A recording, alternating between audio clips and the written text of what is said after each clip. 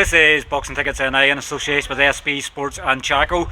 Probably getting a bit of slack, probably a bit of flack recently. Obviously, people are giving off that I'm giving Dee Walsh too much airtime. But how are you, mate? I'm all good. Look, people are jealous. That's the end of the day. That's what it all boils down to. Simple as that. I guess obviously, I think I sort of said in defence to someone, you know, you're probably the most active stable here, so you've obviously fighters always in action. I've been seeing obviously recently be doing 14 or 15 hour days here in the gym. Have you put a bed in the gym yet to sleep over? No, I'll tell you what, but I would actually wouldn't mind a bed in the gym. Tell you what, that's a good idea. But like at the end of the day, who else is putting in the hours I'm putting in? I mean, amateur, pro, the whole lot. So how can you fault what I'm doing? Do you know what I mean? Like at the end of the day, this club's doing so good in terms of national titles and stuff like that. Like we've won more than probably anybody. And then there's pros who I haven't beat you as a pro. So at the end of the day, how can you fault me on what I'm doing? Putting the hours in that I'm putting in. Simple as that. Like it may sound arrogant or cocky, but it's facts. It's I guess it's a good vibe to have. You know, like I've seen obviously posts you put up at night time, obviously in the juniors and things like that, and the gym's heaving. Like I remember saying to you before, with 2 rings, it's not going to be the stage you need 4 rings soon, and that's testament to the fact that probably the hard work that goes on in the gym, people are noticing. They want to bring their kids to Glean because they know they're going to get the very best training here. Well, I'll put it this way, I'm getting a lot of people who are despising me at the minute because of that. But it is what it is. There's a lot of people, for example, kids who have left clubs and came here, but at the end of the day, what do you want kids to do? Leave boxing, end up drug addicts, alcoholics, and whatever, end up in jail, end up killing themselves, or what do you want? Join a different club and do what they're doing, fulfill the potential. Like, what do you want? You know what I mean? People are very selfish in this game. But at the end of the day, the kids are fulfilling their potential here, as it's been proven. So, like, what do you want? Do you think sometimes maybe bitterness comes down to some people on the fact that they're not going to be part of the spotlight when their fighters become successful? You never really want to take the spotlight away from anybody. You know, I know I torch you obviously to get interviews, but you obviously like to speak about boxing because you're a true student of the game. You've obviously been a pro boxer yourself, obviously a really good amateur as well, and now you're a really good amateur and professional coach. So why not obviously boast about the talent you have in the gym? Well, why not? They name me one other coach in Belfast. Why we want a coach in Northern Ireland or Ulster, whatever, who boxed pro, boxed amateur, whatever. Name me one other one boxed at them levels. I know what it takes. Do you know what I mean? So it is what it is. Like if I was a parent, then I would actually put my child forward, box with someone who knows what they're doing. Do you know what I mean? Simple as that. It's a dangerous sport as well, and obviously that preparing somebody for the dangers of the sport and knowing what it's like to be in there. There's no probably better fit than probably yourself. And I know I'm going to take backhanders here afterwards. Obviously, £20 notes. I don't care what anybody says about me at the end of the day. Do you know what I mean? I do hear people say about me, I don't care. Do you know what I mean? Obviously, looking at your pro side of things, I think since the last time we spoke, obviously you had another build out of the stable. Obviously, you were away in Canada, obviously living it up with Lee Reeves. Obviously, I just had a chat with Lee there as well. How's that relationship been growing with Lee? It's going good. Like at the end of the day, like he's sacrificing his life in Limerick and life in home to come up here and stay. And he's up here training every single day, getting ready for his fights. I think he's talking about maybe September for his next fight. So he's up here now, getting ready for it. But now you have to take your hat off to Lee for sacrificing what he has to sacrifice to come up and train here, get the best training that he can get. And at the end of the day, he's successful doing it. At the end of the day, we went to Canada and won that title, and at the end of the day, it was actually ended up pretty easy, but it was because of the way Lee performed that made it easy. Do you know what I mean? If he had him with another game plan, maybe it would have been a hard night for him, but at the same time, he made it look easy because he is so good. And obviously you had wins recently for the Murph and for Owen Neill. Owen's obviously signed with Mark Dunlop as well. I guess it keeps 2 fighters within the same promotional setup. Obviously Colm's back out now on Saturday in an Irish dust-up for the BUA Celtic title. On paper, obviously, I know I'm obviously going to applaud both fighters, both 21 years of age, and both happy to go in and put their unbeaten records on the line. How has it been preparing? Because I guess Colm pretty much can be excitable very easily. How's the preparation sort of going for this fight with Rudy? I know that previous as the amateurs, is it sort of more preparing them for the occasion of walking into the SSE and just believing in the ability he has? Yeah. How's it been preparing? Colm will be alright. Colm's experienced. He's fought in the Commonwealth Youth Games, blah blah blah. He's had a lot of experience when it comes to amateurs, fighting the Ulster Hall in the Ulster League finals, on the 22 finals. I think, in my opinion, he's a step ahead. Get me? And I think Colm is the man who has he's got it in terms of hard work, and he's improving more and more in terms of skill. Obviously touching on the potty, probably I was saying to Lee there as well. It's probably testament to the fact that Potty took us a few years out of boxing.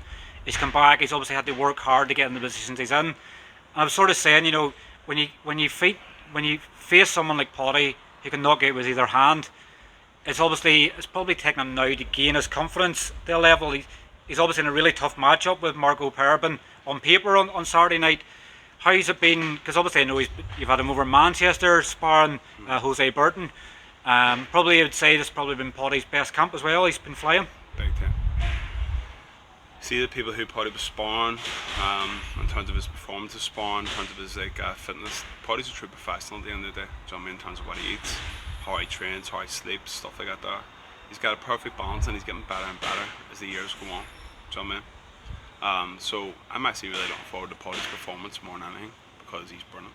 He's absolutely brilliant, so he is. And as I say, I look forward to seeing him, because at the end of the day, he's had 3 knockouts in a row. No one's seen how good he is. Do you know what I mean? Because they've been finished pretty early. Watch Potty and see what he's like. Trust me, Potty's the man. He really is. He's brilliant. I think on the field of last year, he sort of kept Potty in a leash for a few rounds. Obviously, I don't want to give too much away for Marco Perabin's team. That was the game plan, because at the end of the day, Perabin is a different opponent from Gorokov. At the end of the day, small come forward fighter against a tall person who boxes. They are 2 different fighters. But you'll see how good Potty is whenever he's able to take the pace. Apparently he's coming in for the knockout. Sweet. Let's go. Their teams obviously, once they were made aware of who the judges and stuff were, they're saying Sweet. There's no need for judges. They're fully confident. They won't need judges. Sweet. You're right. They won't need judges. We're obviously predicting then probably another big stoppage win for Potty. Devastating fashion. At the end of the day, if he doesn't, sweet. He wins by points. That's alright.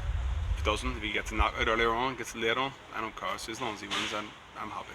Would you like to probably see him do a few rounds this time, probably to show more where he's got, or would you rather keep it hidden? I would actually rather he knocked him in the first 10 seconds.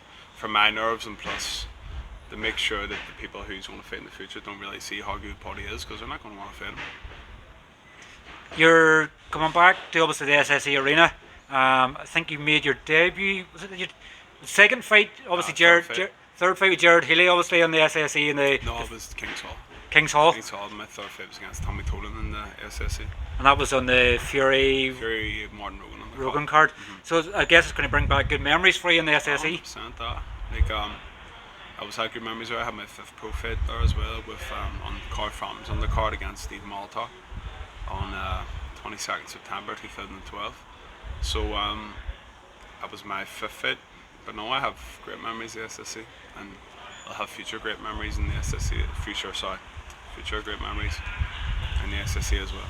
Great to obviously have boxing back in the SSE after 4 years. Obviously, I think due to the way the world's changing at the moment, obviously it was impossible nearly to have it in the Falls Park.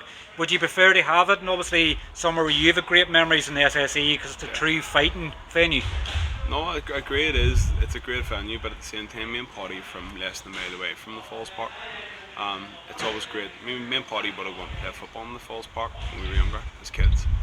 And the fact that we had great memories last year in the Falls Park against that Russian guy, it would also be great memories before against the Mexican Perabin.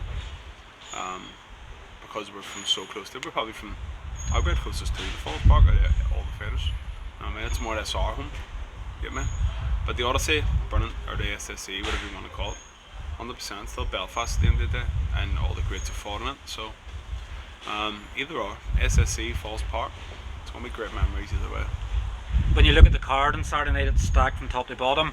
I I think obviously mixed fights maybe going a bit under the radar, and the fact that yes, Morel Moraga's a wee bit older, but fair credit to Mick, obviously coming back off a devastating stoppage loss to Leewood in the last round to get back in with the puncher again. Is that probably just to dispel demons, probably more than anything, that they can get in with the puncher and obviously probably try and fix the errors by getting in with the puncher to rectify, to look for the fight again? 100%. Sure he is. Looking to kill a lot of demons by fighting Mariga. I watched Mariga fighting Valdez and Lomachenko.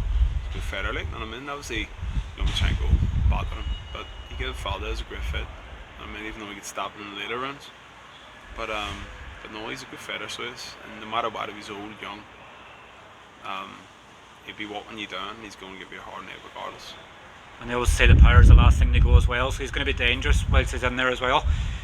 Who would you sort of look as, for you as a fan, sort of looking, I guess you may not get to see too much of it obviously in preparing your fighters, but what would you say is probably the best fight on the card on Saturday night?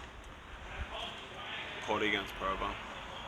I mean, I want people to watch Paddy's performance. As I said before, hopefully they don't get to see a great performance because I want him to knock the guy out early. But if he doesn't, then you want to see a great performance. Do you know what I mean? I dare say people are going to go away watching, talking about Paddy performance more than anybody else's. I guess it's just that unknown that we don't know obviously what's in the locker, that sort of since he's joined with you, a lot of it's been knockouts, people's not got to see things. So I guess if we, probably the more we see of the fight, you want it obviously over early. Any fighter wants it over early, you don't get paid overtime, but I guess for sort of fans, it's that unknown of what's still to come in Paddy's locker. So, but at the same time, hopefully nobody sees how good he is. Just stop Stop his style.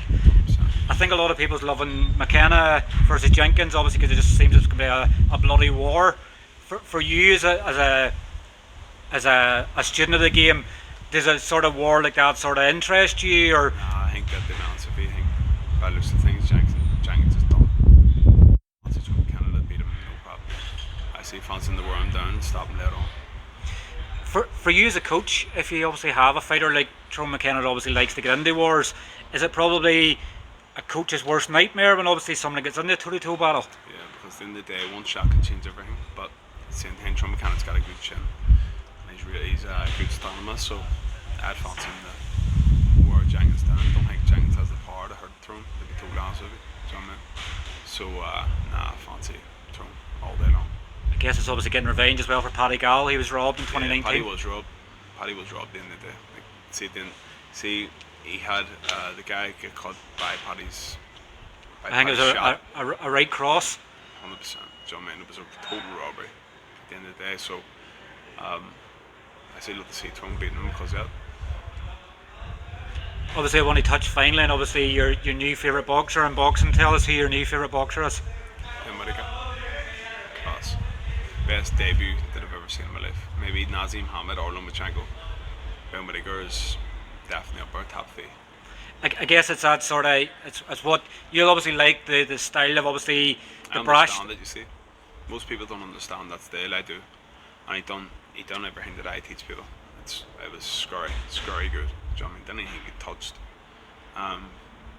Rode a few shots, maybe with his shoulder, but that was it. Unbelievable. Really impressed by him. But so you'd say obviously some of your young amateurs in the game now they watch as much of Ben Whittaker as they can? Definitely. I'd rather teach my kids to watch Ben Whittaker instead of somebody who was forward taking shots with the gloves, because you end up with brain damage. Ben Whittaker won't end up with brain damage. It definitely is. Want to know? I guess I sort of look at him and Naz. For instance, Nassim Hamed, obviously they had all the skill in the world, but sometimes Naz was obviously the cockiness sort of. People didn't like the fallouts with Brendan Ingle and things like that before fights. I think obviously Ben Whittaker's obviously probably chosen the best probably trainer to bring the best out of him as well, in that crunk style. Well, to be honest with you, it seems to be Sugar Hill knows what he's doing, but you don't really know how good coaches are until you actually spend lots of time with them. So, I'd say looking in, probably the perfect coach for him. So, I dare say you get the top in. I guess probably when you're somebody like talented Ben Whittaker, probably when you look at people like Josh Taylor, it wouldn't have mattered who was going to train him. He's always going to be a world champion. So probably even me with no experience could take Ben Whittaker and take him to a world title. He's that good. Yeah, he's got the skill. He seems to be his own man. but with Darcy Shukill is able to add to him. Do you know what I mean? With the experience that he has. So yeah, Darcy he'd be world champion. Just obviously when he touched obviously finally, and obviously Lewis Crocker obviously he's obviously signed with Adam Booth now and moved on. I'm sure he obviously wished Lewis all the best moving forward. Yeah, that's all I've got to say. Wish him all the best. I guess obviously it's great times. You've obviously helped as part of his career to progress him on from obviously where he was, and obviously I guess it's where he goes next from here is obviously the interesting part for you, obviously watching and knowing you've been part of that development. Yeah, well at the end of the day I'm sure when the fights are on they have no interest in anybody else further apart from Colm and Paddy, so as I say I wish him all the best. Okay. Well look, obviously it was great to get a catch up with you before all the madness starts tomorrow with the public workouts. Will the flip-flops be on tomorrow for the public workouts? I'd say so. Socks and flip-flops. I actually found my good ones are in the club, so I'd say they will be. Are the white socks tomorrow? The white ones. White ones are on tomorrow, Yeah, so maybe never know. Obviously, if you get rid of the flip-flops tomorrow, some lucky person in the crowd might get a hold of them. But obviously, thank you once again as ever for having a chat, and obviously fingers crossed the stable remains undefeated this weekend. Oh, 100%. I know it will. Yes. Thank you, man. Cheers, Dee. Take care.